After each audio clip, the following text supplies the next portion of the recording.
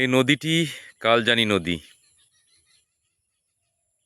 সকালের শুভ্র আলোয় আলোকিত কালজানির ধীর প্রবাহ। এটি আসছে হচ্ছে উত্তর দিক থেকে, উত্তর পূর্ব দিক থেকে এসে এই যে নদীটি এখানে এসে মিশেছে। আর পাশে যে নদীটি এলো, এই যে এই নদীটা, এটা হচ্ছে ঘরঘরিয়া নদী। এটা ঘরঘরিয়া নদী। এই ঘরঘরিয়া এসে মিশে গেল কালজানিতে।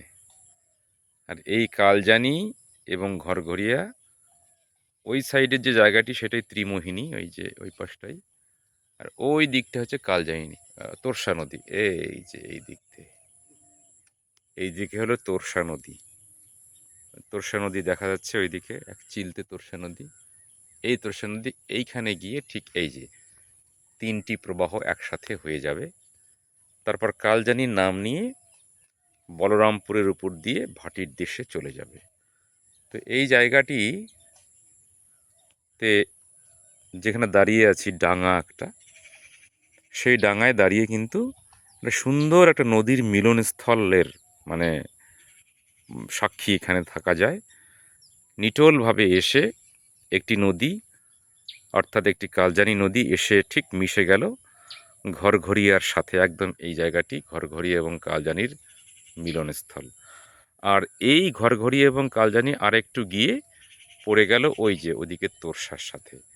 তাহলে তিনটি নদীর জলপ্রবাহ একসাথে বলরামপুরের যে বলরামপুর ব্রিজ, যেটাকে ভাওয়াইয়া সেতু নাম দেওয়া হয়েছে, সে তার নিচ দিয়ে বিশাল আকার ধারণ করে একদম সেটা নদী নদী হয়তো বালাভূত চলে গেল, বালাভূত থেকে ওইদিকে ভাটির দেশে ব্রহ্মপুত্রে পড়ে সাগরের পানে তারা এগিয়ে চলে।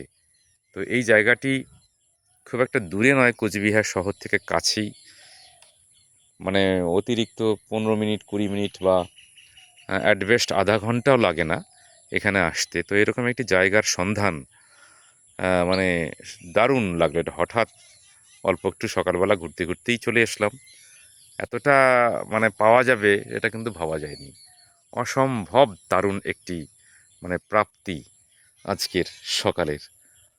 এরকম একটা শান্ত স্নিগ্ধ নদীর বিধৌত জায়গায়, মানে অসম্ভব সুন্দর। চারদিকে ক্ষেত, চাষ চলছে, চাষের কাজ চলছে, তার পাশে এই নদীবক্ষ অসাধারণ। তবে যখন প্রবল বর্ষণ হয়, সেই বর্ষণ বিধৌত কিছু মানে যখন বর্ষণের ফলে ভরে যায় নদী, তখন এলে কিন্তু দারুণ লাগবে এই নদীর মিলনস্থলে।